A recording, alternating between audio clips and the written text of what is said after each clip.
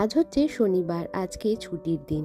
দুজন মিলে বেরিয়ে পড়লাম এখন বাড়ির সাপ্তাহিক বাজার সারতে।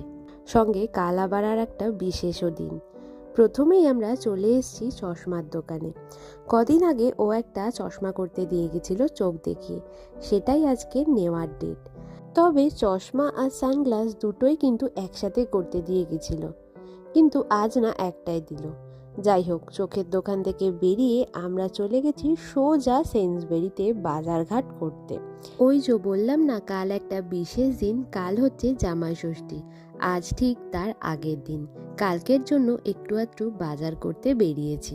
মা আর বাবা আশীর্বাদ স্বরূপ আমাদের কিছু টাকা পাঠিয়েছে আর বলেছে আজকে কিন্তু এই দিয়েই বাজার করবি, আর কালকে আমার একমাত্র জামাইকে একটু রেঁধে বেড়ে খাওয়াবি। বেশ অনেকটা টাইম আমরা বাইরে ছিলাম, এখন বাড়ি যাওয়ার পালা। বাড়িতে আসার আগে একটু খাবার কিনে এনেছি, আর এটাই এখন খাওয়া দাওয়া করে নেব, তারপর একটা ভালো মতো ঘুম দেব।